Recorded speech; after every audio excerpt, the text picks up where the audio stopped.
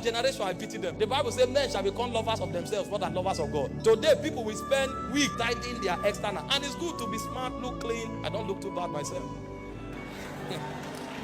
But if you don't service your spirit, you are gone. I made a statement the other day. I thought people waste. Some people spend 4 hours every day in a gym. And they go to the gym 4 times a week. But in 1 month, they've not read a book. And they cannot boast of 30 minutes prayer in 1 week. And so the body is built, but they are useless where it matters. And when you tell a generation the truth, they are angry. That's why God raised us to tell you. If you are angry, we will say it more. But when we say it, the Holy Ghost will now start working. Because when you are angry, He will be breathing on it.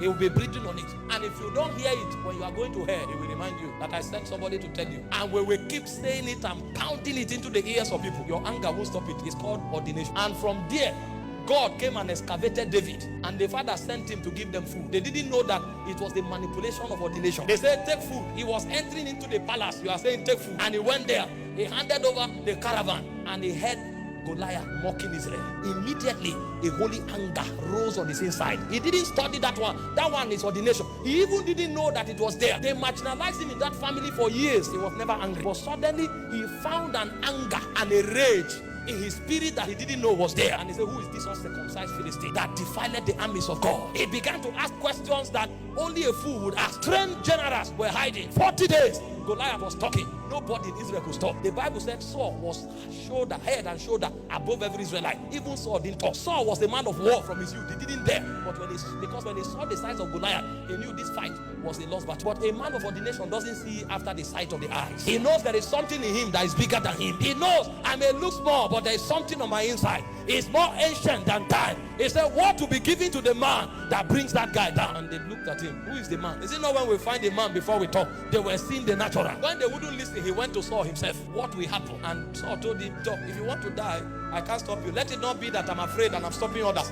But if to die peacefully, take my armor. He carried the armor. He said, this is not the weight I carry. The weight I carry is glory. Your own weight is iron. Me is glory. I don't carry iron. I carry glory. And so he just showed up. How did he even know about the prophetic significance of fire? Who told him that such a thing as grace exists when the era of grace had not opened? To show you that when that guy was in the wilderness, he was doing things that was not in the textbook. He had teachers and it was later in David's life we discovered that David knew things that were not written. They said, the Lord teaches my hands to fight and my fingers to war. He knew things that were not taught by humankind. When he picked 5, it was the number of grace. Was it not David that said, take not thy spirit from within me? How did he know that the Spirit of God dwells in a man? Because even ordination will become a teacher to equip you for your generation. And when he picked those stones, the first one was enough. He told Goliath, today your head will be cut off. The birds of the air shall eat your head. And when Goliath was